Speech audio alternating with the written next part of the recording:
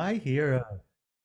Well, thank you, ma'am. It's always nice to see you here, always with the same tone of voice as we begin our no, fourth session. Joined now by Judy Young, all the way up in Columbia, Maryland. Hi, Judy. Judy, you look like Alistair Cook. Not facially, but it's just the way that you're sitting. I expect you to just It say, must be welcome. the book behind me Right, exactly. or Or something, as, right? or as Jay might remind us, welcome to Monster Piece Theater. What happened to Jay? He's gone. Did he get must have got bumped? He was here, wasn't he? There he is. Yeah, you hear me quoting There you. you Yeah, you're muted. Thank God. All right. Yes, Linda. Who said that? The favorite line, Linda. Um, Me too. Me too. It's a God's grace is in spinning the drama. Your grace is in learning to engage it without being blown away by it. Um, I find that interesting. Dan, you don't find that troubling at all? It's nothing about that you want to raise up for inquiry? No, it's wonderful in terms of the life energy. It fits perfectly with that. I don't have a problem. Okay, great. Because I was just wondering about God's grace isn't spinning the drama, whether or not I doubt if he means that that we're the puppets on a string and God is the playwright. However, some people do have that theology. I doubt if that's what Reb Rami is saying here, but rather more metaphorically. Linda. It's really interesting that you said that because I was in a different class this morning where I had the crazy idea that God is directing us and we are the ultimate reality show. Hmm. That's great. Or That's great. improv, or improv group. Improv. Yeah. Yeah, here's a topic, talk amongst yourselves, and just sits back and says, okay, let's see what happens. That's awesome. That's awesome. Now, one topic we haven't really investigated, and I don't know that Rami gets into it at all in the book. I don't remember.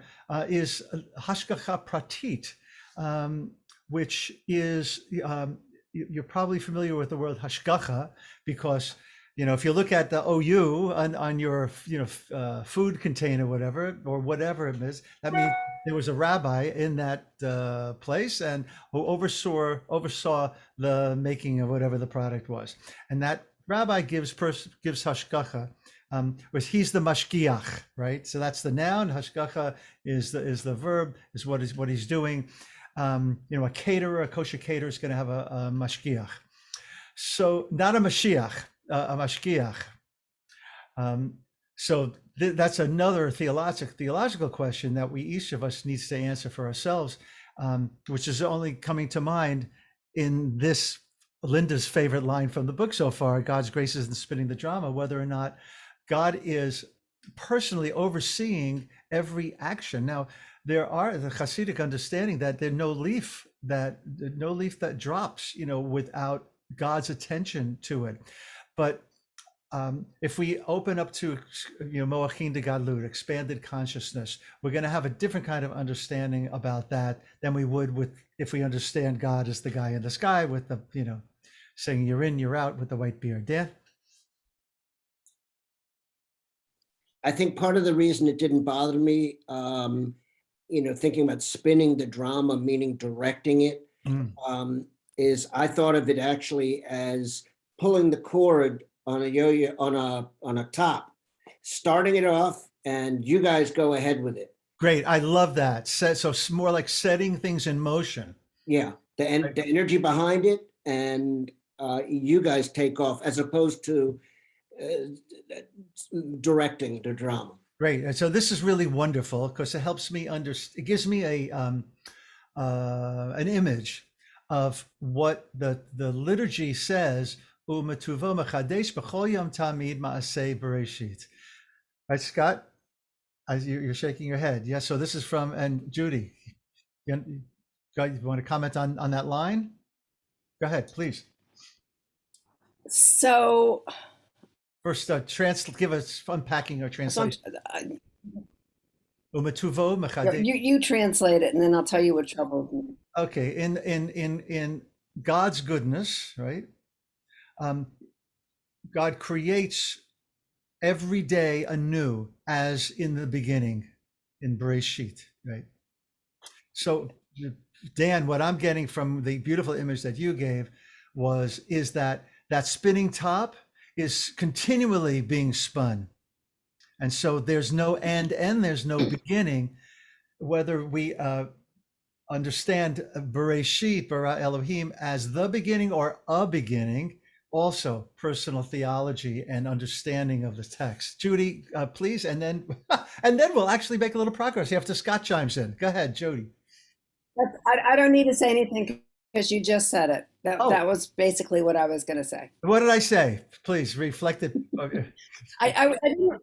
So when Dan said what he said, I immediately went to, that sounds to me like deism.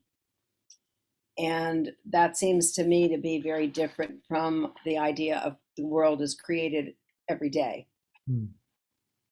But I like the way you synthesized those two. So I'm good. Good, great. Scott Ryder, why don't you confuse us a little bit? Good. I will do that very well because I'm so confused. I have no idea what I'm going to say. I'm a little fixated on the thing about each leaf falling down. Yeah. And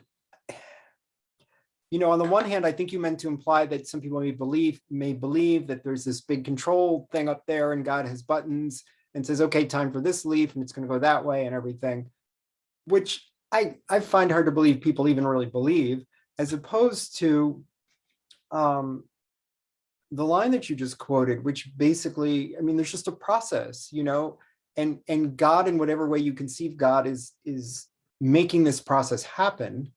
And one little teeny bit of that process is the leaf falling down. And I guess it gets to the point of how conscious, if that's even a word you can apply to God, do we think that is? Or are we just sort of anthropomorphizing? And therefore, even when we talk about hashgacha pratit, God's personal supervision of your life, is there a way to not anthropomorphize that makes sense and isn't the guy pulling the levers? Two thoughts come to mind, and then Bruce. I want to say it first, Bruce, so I don't forget. Think of it maybe this way: the difference between being conscience and consciousness. That God is consciousness, but not the noun. As ehiyeh asher ehiyeh is a verb, as opposed to Adonai, which is a name and therefore a noun. Does that make sense? So it's the process by which things continue to evolve into existence, right? And change itself. Bruce, can you help me out here? You have anything else to add to this? I'm not sure I'm helping out at all. I'm just wondering if this spinning top, which keeps spinning, and then I can't say that word, Scott, what was the word? Anthropomorphizing. Anthropomorphizing, or whatever it is. Putting a personal face to God or that kind of a thing, where maybe God seems to be pushing buttons or things like that. I'm wondering if using Rami's idea of spacious mind, it's a mixture of many of these things, whatever speaks to us at a particular moment, but being open to each moment hearing the divine force in whatever way helps us understand, but not limiting our understanding. Right. In other words, always having this spacious mind. Yeah. And being open to, the leaf falling is inspired by God. Is God actually blowing on this leaf? and to me, I'm wondering if it's all of the above. Yes, I think we all agree that that is the truth of it. And I see you, Deborah. DDK, when he was with me, sitting right there on Shabbat morning, remember he said that some of us need to relate to God in yetzirah. That's the world of emotion, the world of formation. In other words, we need a personal God to look to talk to. But sometimes you need to be there, and sometimes you need to be in Atzilut. Sometimes you're in the non-dual stage, and sometimes you're in a more I-thou relationship. Exactly what you were saying, Bruce. I think you're right. We do need both. And this is really illuminating to me too, this conversation of how we all wrestle with this. Somebody had their hand up. I think it was Deborah, but she did. Oh, there you are. Deborah, did you want to say something? Well, I think as this conversation is going along, there are two ways of looking at it. I think that God puts the wheels in motion. And so, for example, the tree has a process, I forget which way is the American way to say it, but the tree has a process and it happens, but we have free will. So we are put in motion, but then there's that interplay because we have free will. And so we're not just going to follow the seasons like the tree does, for example. We're going to have a lot more variation. I think everything that we have touched upon has truth to it. Jay, bring us in for a landing here, my friend. Sure. Speaking of anthropomorphizing things, I'm about halfway through the audible version of Alan Lightman's Mr. G. And, where he's talking about, creating the universe, but then setting, the things in motion of which, and the rules in place in which then, given, the uniqueness of humans to have free will, making those decisions versus the tree and things like that. I'm not quite through the whole book yet, but setting the context, setting the the laws of nature in place. Great. For those of you who don't know what the heck Jay is alluding to, it's Alan Lightman's book, Mr. G, which is one of my personal favorite books of all time. And it's a wonderful midrash on before there was a before. And something I will point out, and then let's move on, that the character, Mr. G, of course, it's a little g, but it is God, is divinity. And there are other characters that are wise guys, and they talk to him and they come and go, and they just like mess up with this God, with God's mostly relatives, but mostly relatives, exactly right. But God realizes that once things get set in motion, they're really out of God's control in the book. And so the need for certain parameters, the need for free will, but at the same time, the need for some inner structure for people to return to understand that there are basic kind of truths to this reality that we live in. It's a fascinating book if anybody's ever interested in it. All righty. Whew. Well, that was, I was going to say fun. It was fun, actually. It was also enlightening to me. So thank you all. No carrying on Shabbos. Right. Another favorite line, middle of the page, going empty into God is the key to finding and embodying grace. So going empty, we can do that when we meditate, or we can attempt to do that. And then now he's going to get into how to do that and why to do that, and why Shabbos is the spiritual tool in which to do this. Let's turn to Jeremiah's quote on the bottom of page 34. For those of you who are spiritual directors, mashpiyim, I found a little echo of God as mashpia. Days are coming when I will seal a new covenant with you. It'll be different covenant than that which I made with your ancestors. This is the covenant I will make with you. I shall place my Torah within you. write my teaching on your heart, then I will be your God and you will be my child. And you no longer need teachers and sages urging you to know me, for you shall know me naturally.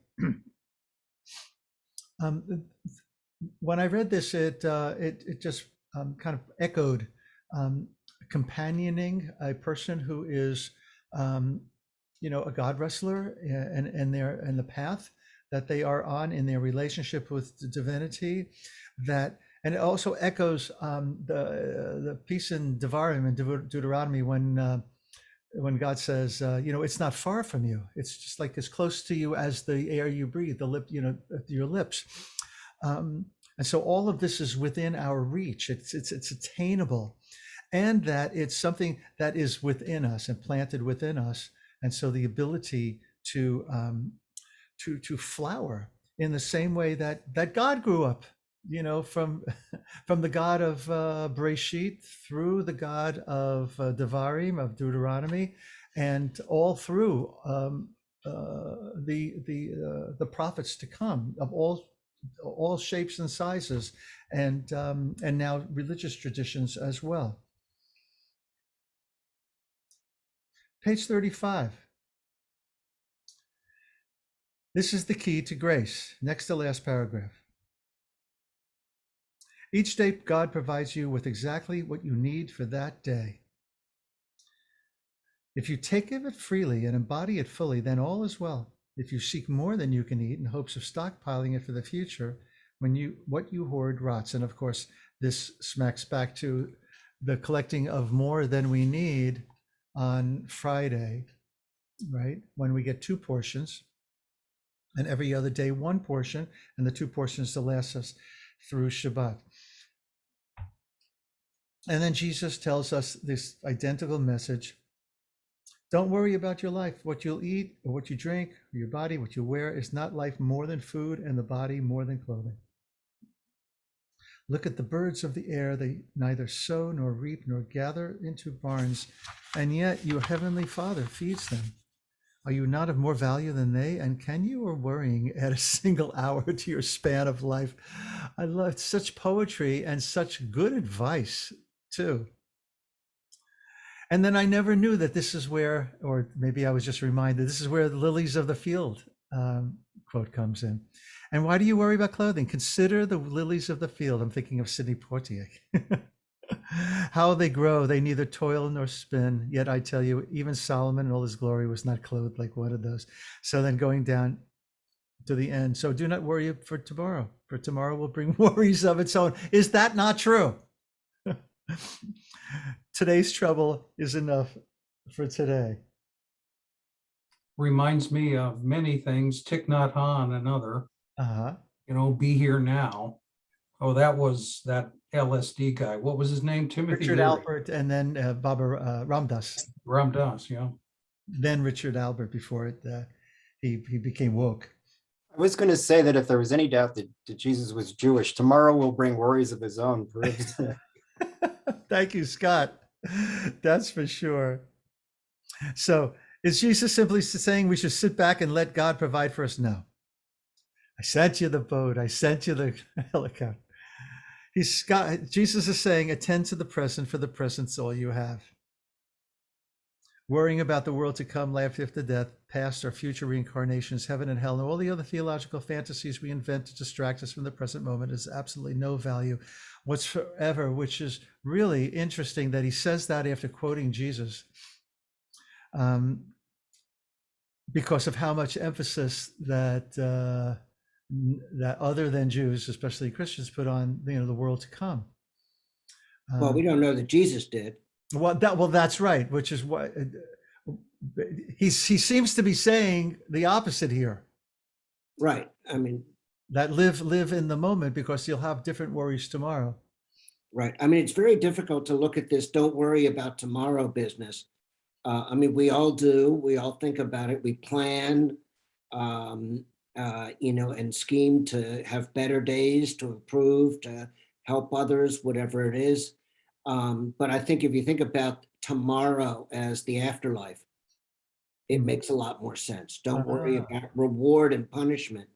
Don't worry about the afterlife. Then that makes That's More an sense to interesting me. reading. Thank you. Thank you. Anybody have a comment on that? Then we'll let it go. I have a comment that is so not Catholic, because you were always worrying about the afterlife, So Dan, much better interpretation than what I grew up on. Thank you, Grasshopper. I think that just proves that Jesus wasn't Catholic. Right. And to that. Worry or grace, the choice is yours. All that matters is this moment and how you engage it. So we're now going to the bottom of page 36. And in the middle of page 37, Jesus is saying two things here. First, that you do matter to God, but no more than anyone else matters to God. Second, that worrying about mattering to God is simply a waste of energy and time.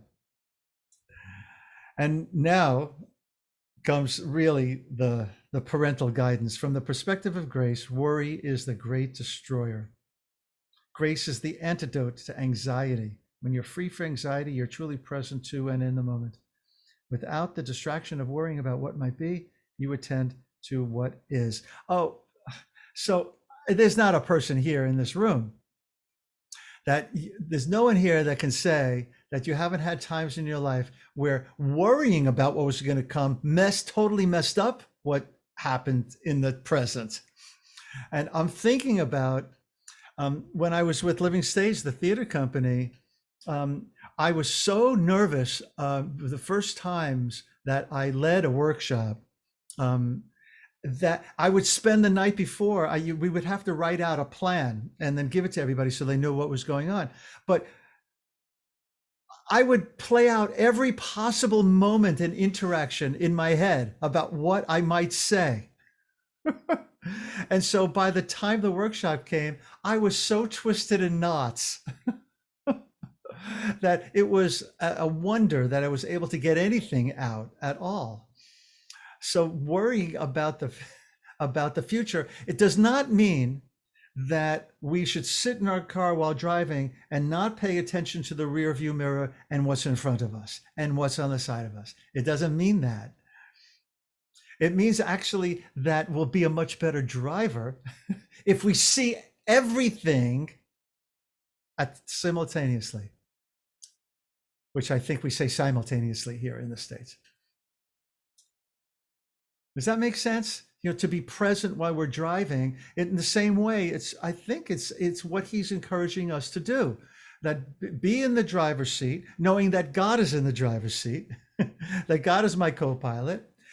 Expand your consciousness so you can see everything all around you. I don't know if we have any New Yorkers here, but when I was in driver's education, they made us watch a film. And the thing I remember, get the big picture. That's what they said in the driver's ed film. And that was very, very, that had a lot of influence on me. Bruce, you had your hand It's up. something like living a three-dimensional life as opposed to a two-dimensional life? Or a four-dimensional life if you include divinity and non-dualism in there. Right, or six. Or six, which is getting back to Mr. G, the book that Jay is who's reading it? Jay. Yeah, and that maybe has anybody else read that book? So, Degel Machane Yehuda is a conservative, not conservative, Hasidic commentary. He's the great grandson of Reb Nachman of Breslau, right? Which makes him the great grandson of the Baal Shem Tov. And in one of his commentaries, and I forget if it was Parshat Bereshit or not, what he says there is that this world is only one of many worlds that God created. And that's actually in other rabbinic literature as well, in many combinations and permutations. And the mind-blowing thing here, Jay, if you want to help out here, is that God is talking to the God character is talking to these relatives and sometimes to God's self, and spinning out different combinations of like a four-dimensional six. He says, I created a 12-dimensional world, but things kept on crashing into each other. And so you say that, Bruce, maybe, half jokingly, but who knows? We happen to have, three-dimensional world, but even in this book, which is written by, what is he, Jay? He's like a astrophysicist or something like that. I think so. Yeah. He knows that these are possibilities that exist, right? All right. Why did I go that way? Who knows? But thanks for putting up with me. And then Reb Rami reminds us too in Buddhism, this is called mindfulness, right? With full attention, right?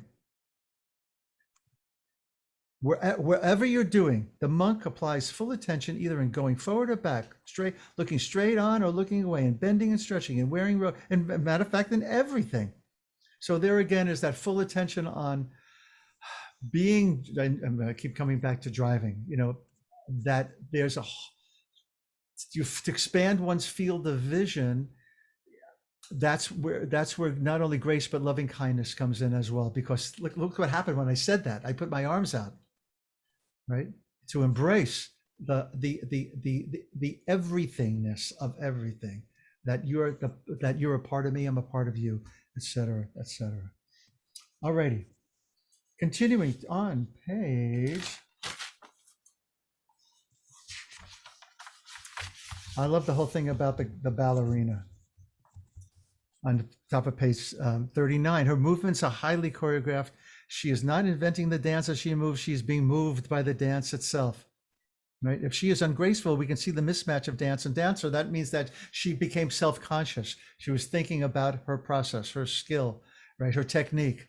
And by the time an artist, is at the peak of his or her, art, and many of you have things that you do and you don't think about doing them. You just do them, right? And you do them well.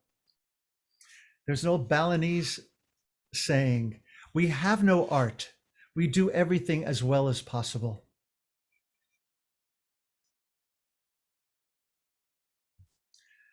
So the ballerina is in a state of grace and got there by hours and hours and years, of course, of practice, which is what spiritual practice is about too.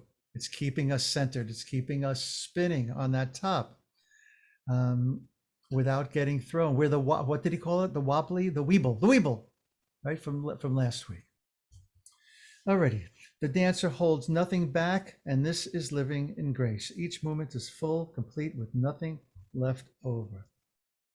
Now, the problem, next to last paragraph on 39, is that narrow mind is not comfortable with grace. It doesn't trust God to provide.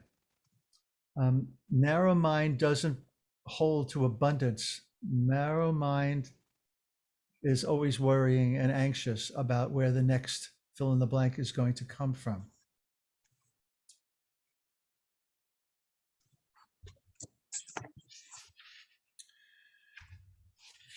The paradox of cultivating grace, page 40. All you need do is accept grace. Accept that everything we need is here.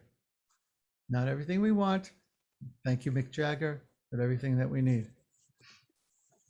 So, bottom of that page, of page 40, he's going to get into the question, how do we practice letting go and cultivating grace?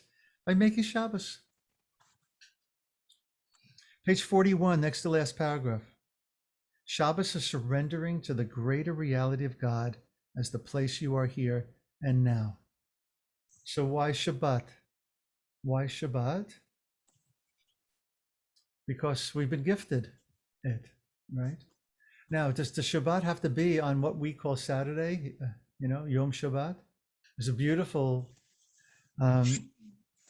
story where two disciples of Reb Levi Yitzchak of Berdichev go to him and say, "Can you make Shabbat on Wednesday?"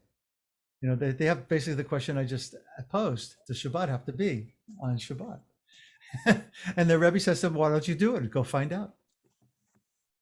And so they do on Tuesday night. Yeah, Tuesday night they light candles, they They make Shabbos, they make the brachas. All day Wednesday, they study, they make a Shabbos.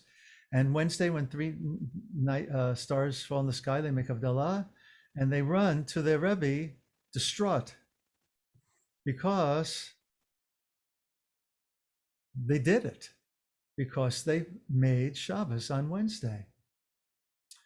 So I'm not going to go on and tell you the rest of the story, but leave it to you as to what he says to them. What do you think? The reason I'm thinking, reminded of the story and telling it is because this, for me, is messianic consciousness. You know, that every day is Shabbos, right? And that, as the rabbinic understanding is, you know, in the times to come, there'll be Shabbos and there'll be Purim too, but there'll be no more holiday, you know, the major holidays, because everything will be there. Everything is there, because all those holy days, those festivals that we observe and celebrate, they just point us to a greater, you know, direction, a wider road, and there'll be no calendar because we won't need it anyway. Think about the ending of that story and email me or put in the chat what you think the ending is. Shabbos is surrendering to the greater reality of God as the place you are here and now. Making time for Sabbath is an act of countercultural rebellion. And he goes on to say, I think I said it last week, of that, like that playground with the big no. But that's the problem with a lot of us, is that we think Shabbos is a big no.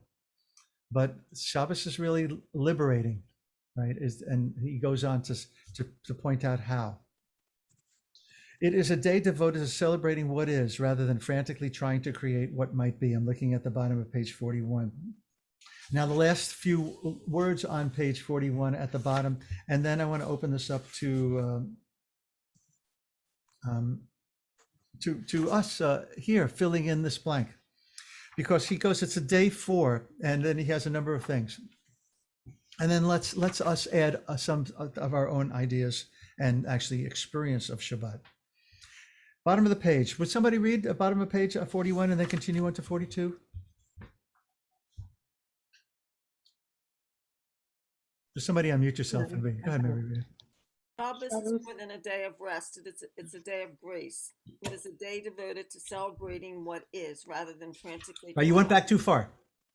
Okay, just the very bottom. Just the very bottom. It is a day 4, because I want those words to ring. Okay, it is a day for turning off the distractions of advertising that keep us hungry for things even as we stuff ourselves with them. It is a day without obligation.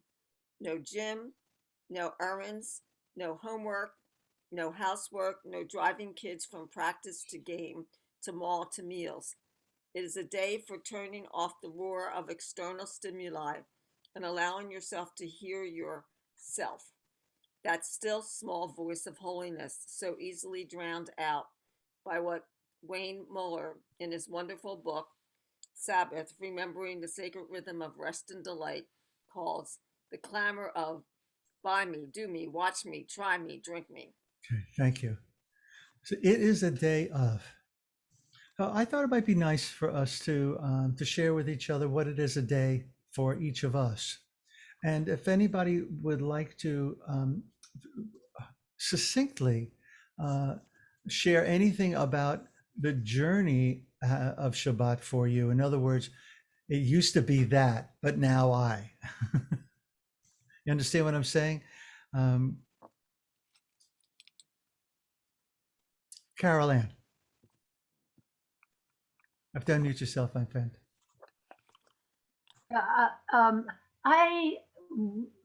I used to forget to light the candles on Friday night, but now I truly make it a real space in my life, and I think about I stop thinking about other things when I'm saying the prayer. I remember my thinking of a list to do for the next day, but now when I say the prayer, I'm really into the prayer when I light the candles. And I also really have tried to I used to be on the phone more. I used to watch more things on television on Saturday. I used to drive more. Now I'm spending more time at my home and gardening, perhaps a little, being outside in nature, taking a walk. Beautiful, beautiful. Thank you. And so you touched upon one thing that Reb Rami's going to bring up, the very first thing on page 44, about open and closing Shabbat with lighting of candles and how magic. It is when we establish ritual in our life. Somebody else, something to share? It is a day or a little bit of I once and now I. Shoot it, Deborah. I came from a family that was not observant at all. And in my high school years, I became Orthodox. And I loved the environment in other people's homes because the world was shut off. It was so special. And I couldn't sustain that myself. And so it's taken me many, many years, but in the last few years, I've come back to more and more of that because it was such a deeply restorative time. Mm. And so I do it more and more, except we have the technology for mosh and things like that, but I limit what I do in that regard. Yeah, beautiful, beautiful. Restorative, what a wonderful word. Bruce. It reminds me of the movie Fiddler on the Roof. I think it's toward the beginning when the family is gathering and they're having conversations. And even as I recall, not an argument, and then all of a sudden, it's time. And everybody just focuses on God, on the candles, and on the food. It's just like that. It just everything else stops so that we can, well, you use the word restorative, and remember who we are, where we came from. Yeah, thank you, Bruce. Yeah, slowing down does give us an opportunity, the space to remember that we are spirits in a material world. Pardon my, spiritual, my pop culture references, but Sting was right. Anybody else? One more? Roxanne. When my kids were growing up, there are four of them, and on Friday night, we were always home. They always stayed home. People were amazed that my teenagers would stay home on Friday night, and they did.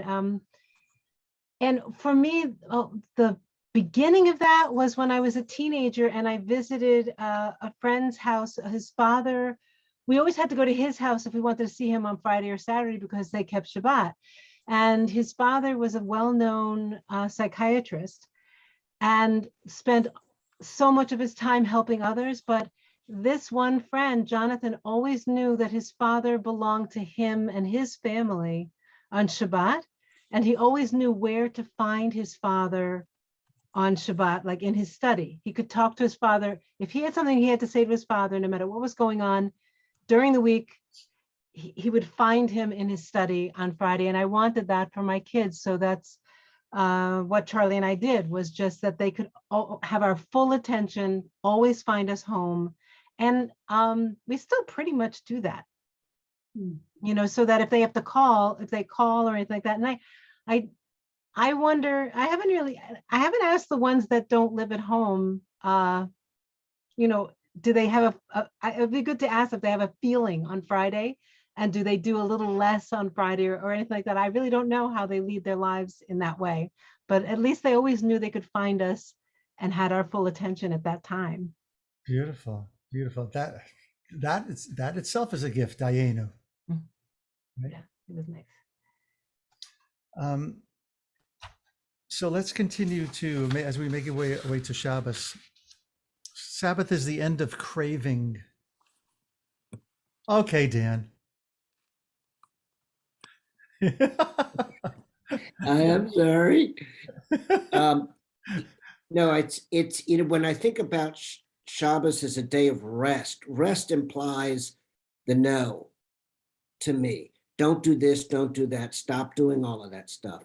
And I think for me, at least, it might be better to think of it as a day of opportunity. Mm. An opportunity, not just to do different things, but to connect with godness, connect with family, connect with community, all those different things. I don't know. I just, for me, we've never, didn't grow up with real Shabbat, not doing a lot of things. We always had Friday night, but we didn't. Saturday was a regular day. My father worked and stuff. And still, I have to say that aside from sometimes going to services or so, I don't do that much different on Saturday than I do any other day. But thinking about it as an opportunity for me, as opposed to rest and stopping. I mean, you stop certain things, but you still need to just take the opportunity to do more of other things. I got to jump in because it just follows on from today's poem, Yeah, Walk, Don't Run. right. Well, thank you, Jay. I actually had that ready to share with everybody. You did it again. Did it last week. Yes, that's right. And I thought, oh, I restarted my computer. Yeah, maybe I can find it. It's a beautiful, beautiful poem that we used today. There it is.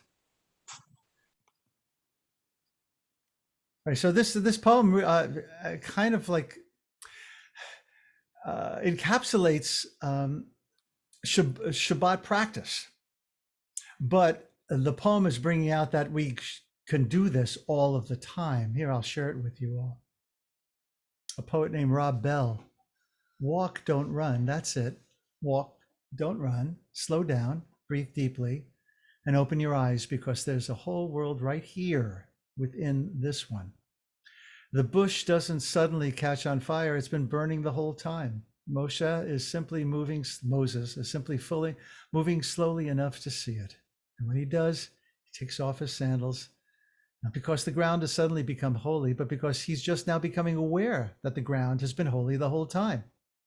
Efficiency is not God's highest goal for your life, neither is busyness or how many things you can get done in one day, or speed or even success, but walking, which leads to seeing. Now that's something.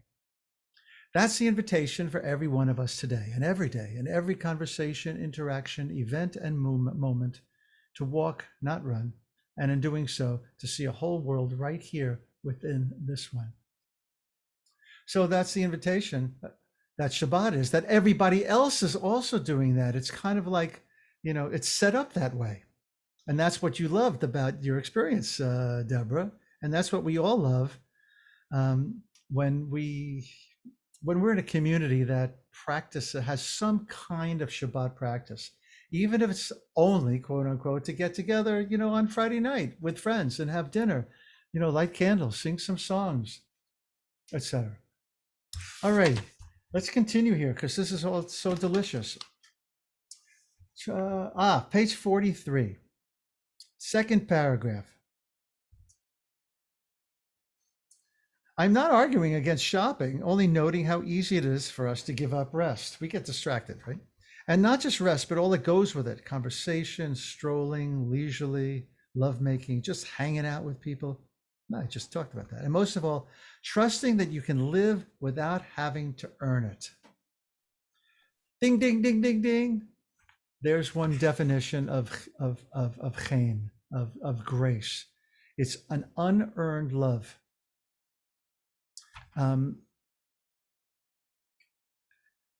It's not only unearned love, but it's appreciating and understanding that we are deserving of it. That's the other side of it. You know, so many of us don't think so much of ourselves. But if we can embrace this, and I think this is life-saving to many people, this whole idea that we're deserving of love and it's free. Right? Bruce, I was hoping you were going to raise your hand. Go ahead, my friend. John Wesley is the father of what we call Methodism now in the Christian world. And grace was his, I mean, grace was the beacon that he spoke of and about. And when I read this, it reminded me of him, and he called it prevenient grace, which means, as you were just saying, Mark, that God is giving us this gift of life. We don't need to earn it. It's just something that is given to us. And so when I read this in Reb Rami's book, it just sparked me up. And it just tells me the union of God is boundless. It's not Christian or Jewish or it's just there. Yeah. For some reason, the image of a cool river on a hot day came to me as in relationship or to Shabbat experience. That are we living in the river or do we step into the river? Does Shabbat comes and we are supposed to receive it, Kabbalat Shabbat, but it's going to be there regardless. So, but we need to put ourselves in the position of receiving that invitation, which is freely given, and what we call Shabbat. And it's cool, and it's refreshing, and it's restorative. And at the end of the time, we step out and get back to our lives, renewed, refreshed, rejuvenated. And like every Shabbat, we return again, return again. Exactly. So we begin and close Shabbat with lighting of candles. When I read this today, got me thinking of those of you who know, what's her name, Deichmann, Yofia, she calls herself. She was one of the first Jewish chanting recordings. And it's called Kiss the Beloved, I believe, the name of the recording. And she had a recording called, a track on there called Echad B'Yachad, like one becoming together, one becoming one. And I just thought of that reading, because the Shabbos candles two become one, right? So we light two candles, and what does he say? Because they symbolize the state of duality that precedes Shabbat. You come to Shabbat with a split mind, even maybe a fractured heart. It's been a hard week, lighting multiple candles to honor where you are here, that now that Shabbat has entered into you. They create a singular light, right?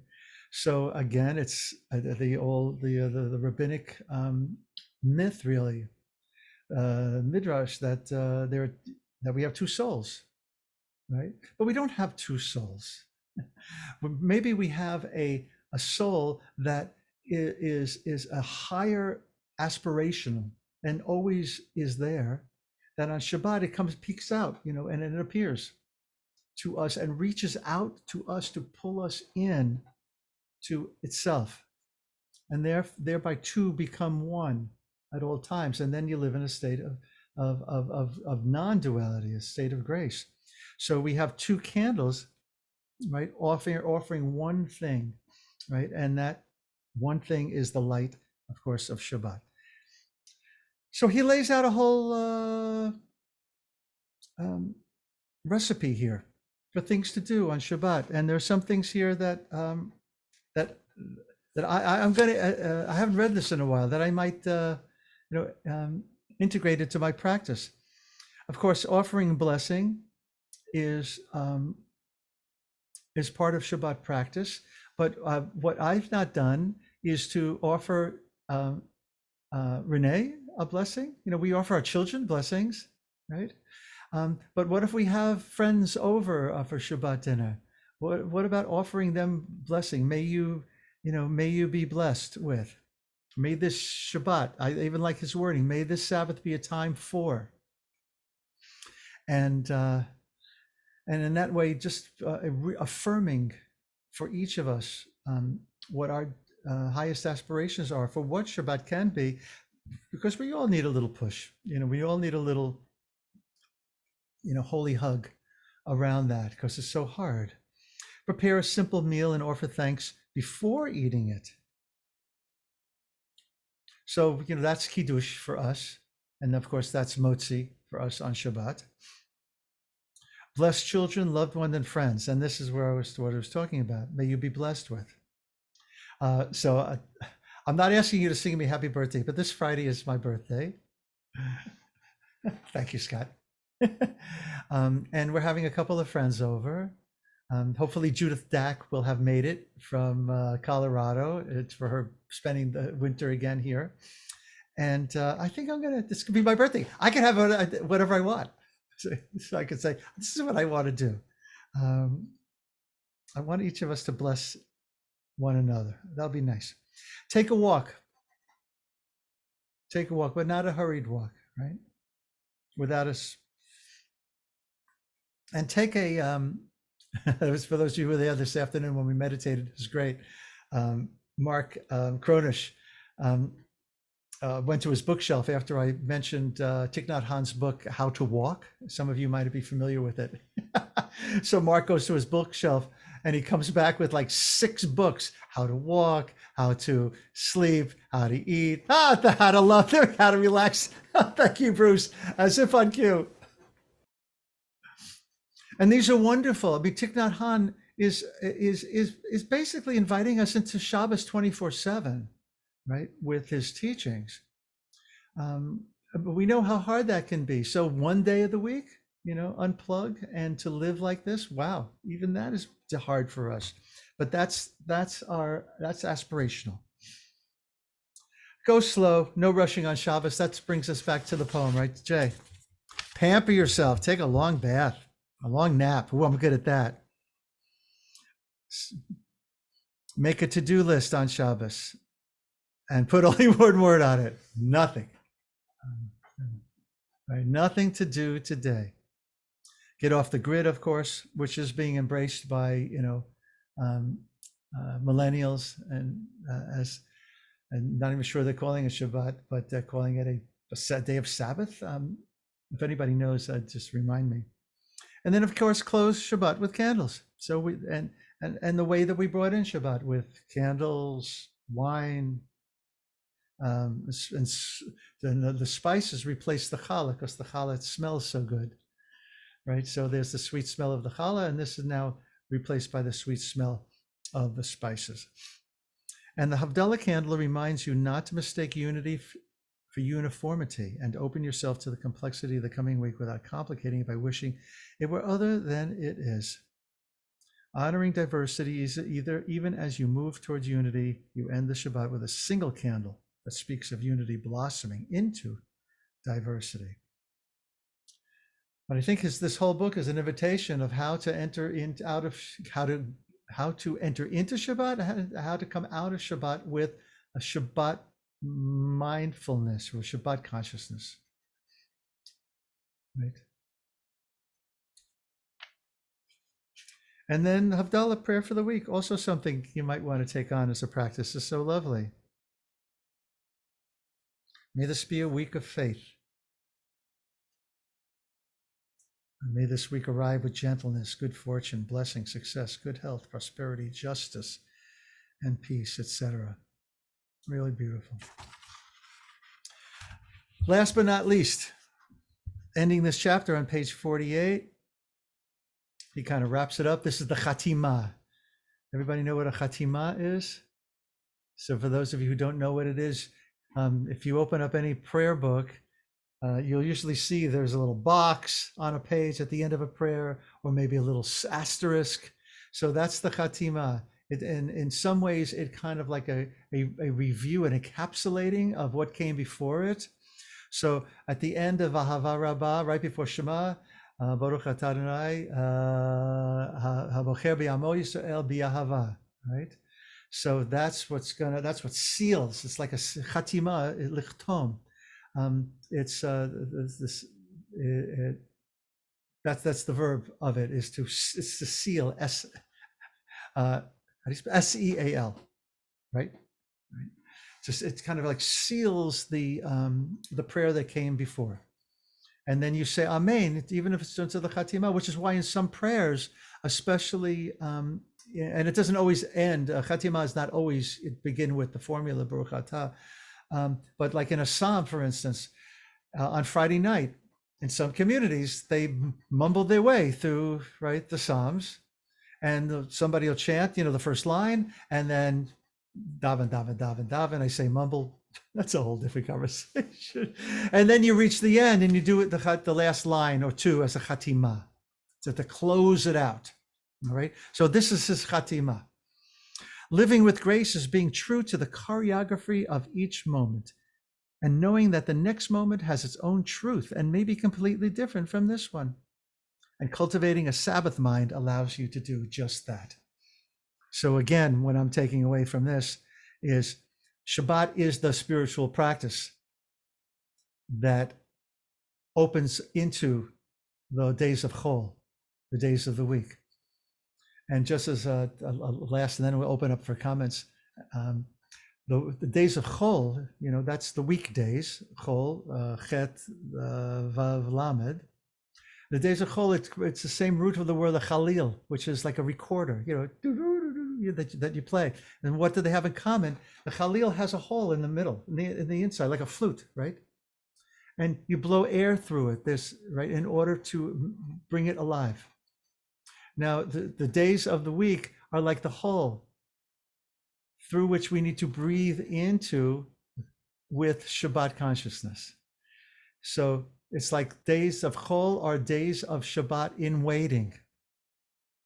They're days that will be Shabbat someday, right? Someday soon and in our lifetime. Whew, okay.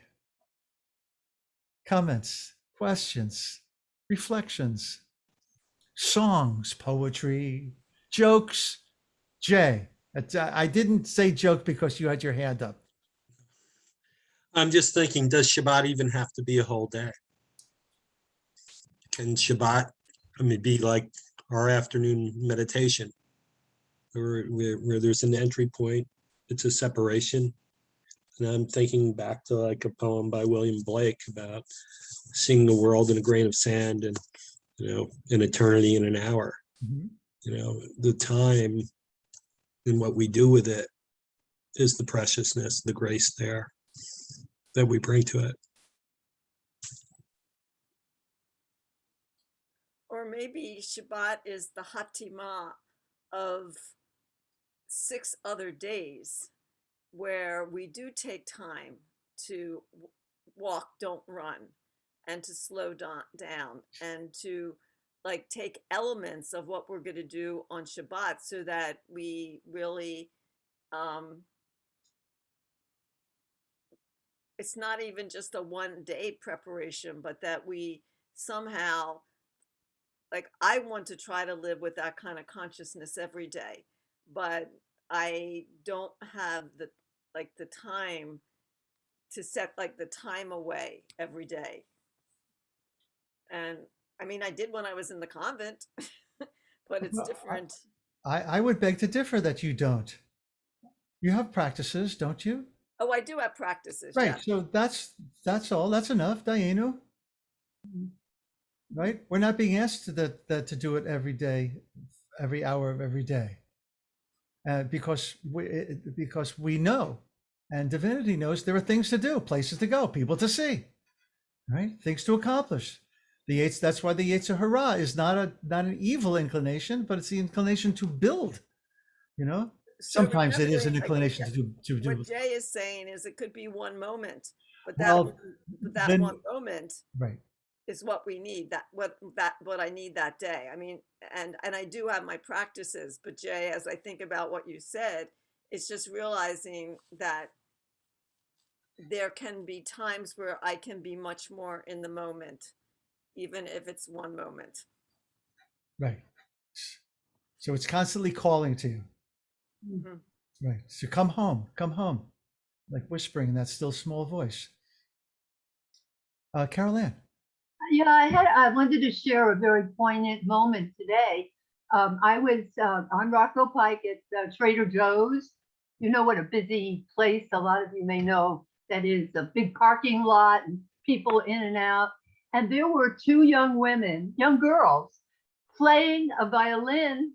The other one is holding a sign, and the violin is attached to some kind of a speaker with music coming out of it. And she's playing along with it the most beautiful music. I mean, it was like a concert, and they took turns too.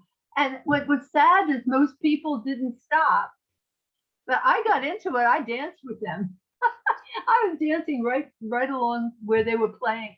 It was just a wonderful. I was so happy with myself taking that time.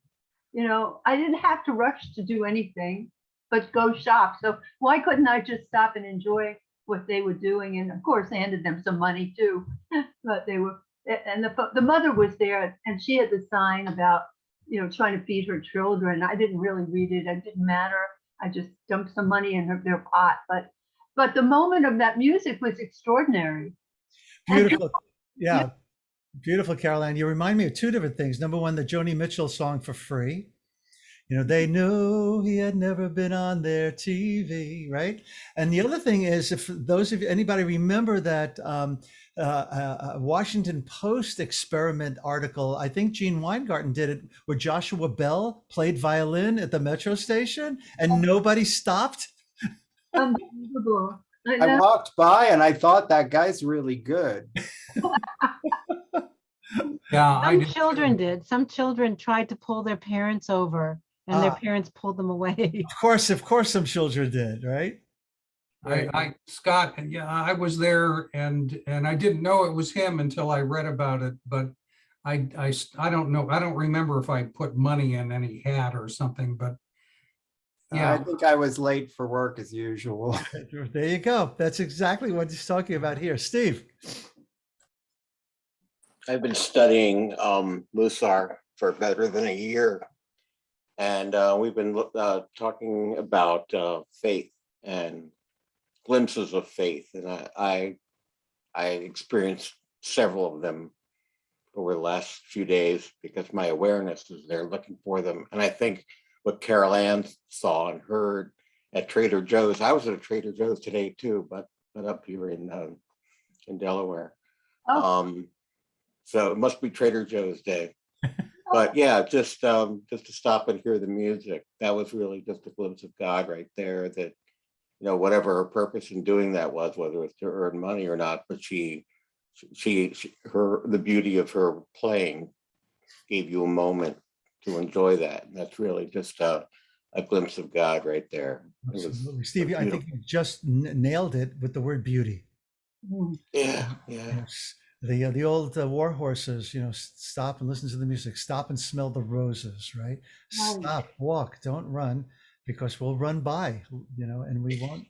If I can add just one more thing, in New York, this past weekend, there was we were at a restaurant and we were on our way out, and a woman came in begging, and the hostess asked her to leave, and she said, "But I haven't eaten in 2 days," and just kind of kicked her out. So I went out to the street and I found her, and I gave her some money. I said, "Look, you got to go eat, but one thing you need to do is you need to share this bounty with someone else. You know, you take part of this, and please enjoy the moment of sharing somebody's graciousness with you, and do it for somebody else and feel that too. You deserve to do that." And she looked at me straight in the eye. She said, "I love you, and thank you, I will." That just, it was just a moment to just, I can't even say, just beautiful. Well, thank you so much for doing that and for sharing that with us, Steve. Alrighty, my friends, we have arrived at the end of day 4. I have a challenge, an invitation for you, and then one short announcement. The invitation is now, so we're going to pick up on page 49, Erech HaPayim, equanimity in the moment. And we'll deal with that chapter next week. So I'm going to try to complete a chapter now every week, so that by the time we meet with Reb Rami, there'll be 1 or 2 chapters left in the book, which is what he suggested, not to read the whole thing, but to get close to the end. Okay. So with that, as you're reading, make a note if something comes up for you that is related, that just reminds you of something, whether it's a poem or a song or or teaching of some kind that that's spurred on, that's ignited by the book. And then we'll weave, your offering into this teaching, which we're already doing, but I want to hear more from you all. And I think the way to do that is for you just to make notes of like favorite lines in the book for sure, but also any other thing that it brings up for you, any stories, be it whether it's a folktale or whether it's a personal story. We won't be able to get through the whole chapter if they're elongated. So we'll keep that in mind too and see how that works. Number 2 is next Wednesday night. We're going to try to move into not having the waiting room enabled, so that once 1 or 2 of you are, no, never mind. That Deborah, you're aware, of course, and anybody else who uses Zoom is aware that sometimes you can't disable the waiting room, but other times you can start off with it disabled and then enable it if necessary, right? So since we've gotten to the point where I'm not really worried about Zoom bombing for our spaces, and also that we have Shomrim, such as Holy Deborah, serving as co-hosts, and Renee on Shabbat and other people. I'm not worried about anybody coming and disrupting things, because they'll be tossed if that ever should, God forbid, happen. So we're going to try to do away with the waiting room, and by doing so, what's going to happen is that you're probably going to need a password. Unless you click on the link in the email. If you click on the link in the email, the password will be embedded in the link. However, I know there are some of us who are used to going to the same places for Zoom meetings who just go, we open up Zoom and we hit that room number. If you just hit the room number, you're going to need then a password. Did any of you describe, any one of you, or do you all enter through the link on the email? Does anybody enter through the rooms that are recalled by the Zoom app itself? Yeah, I usually do. And I also write down some of my Zoom places that I go a lot in, in a document that I have. And so sometimes when I've come into your room, it has asked for the password, and I think not too long ago, which I know, and I don't know if you've changed, but I mean, that's another way to do it. And you're right, it's also embedded in the link if you click on the link. But are you still using that MOSCH with the capitalization 77? Yes. See, I have that memorized. You're one of the few ones I have memorized. It's Mosh 77 with a small h. Okay. So, but if you click on the link from the email, you won't have a problem, because the link will be embedded in there. The password will be embedded. Is that just going to be for these sessions, or is that? No, it's going to be for all most sessions from going forward, but not this Shabbos. I'm going to make an announcement this Shabbos too, and then go forward with that. Okay. Mark? Yes, Caroline. Oh, yeah, I wanted to say, I did put something in the chat regarding your request for what the rabbi might have said. Okay, I'll take a look at it. You want to tell us now, or you want me to just? Well, I would like to share it. Go ahead. Go ahead. Also, I feel like I'm a babe in the woods in this group. But I did think that God, the rabbi said that bless you for choosing any day to choose Shabbat, that you can choose any day. And I gave an example of a couple who might have to work. They might have a store on Saturday, or they have a job on Saturday. So they carved out another day of the week to make their Shabbat. And that seems like a blessing. Amen. Thank you. Beautiful. Thank you, Carol-Ann, for sharing that. I do have a question for you all. Could you hear me any better this evening than on other nights? Yes. Susan Fryband, can you hear me fine tonight? Okay, great. Because we changed some settings here, and you can see behind me things look a little bit different. So I'm facing my monitor a little differently, and thus the microphone is closer to me than it usually is. Linda. Sometimes the guitar fights with the vocal Yeah. in the microphone. So Yeah. then it takes a little while after you stop playing for everything to settle back down again. So there's nothing we can do about that. But we are going to try to get some acoustical thing going on here with a rug that will be arriving in the mail probably around Monday. And then we'll see if that improves things to dampen it. So we've been dealing with Shabbat. It's not Shabbat, but let's sing Ma Yafeh. Ma Yafeh Hayom Shabbat Shalom. Ma Yafeh Hayom Shabbat Shalom. Shabbat Shabbat Shalom. Shabbat Shabbat Shalom. Shabbat Shabbat Shalom. Shabbat Shalom. Okay, so we have Mary Rita and Dan are signing it. You want to show it to us? Ma Yafeh Hayom Shabbat Shalom. Ma Yafeh Hayom Shabbat Shalom. Ma Yafeh Hayom Shabbat Shalom. Shabbat Shabbat Shalom. Shabbat Shabbat Shalom. Shabbat Shabbat Shalom. Shabbat Shalom.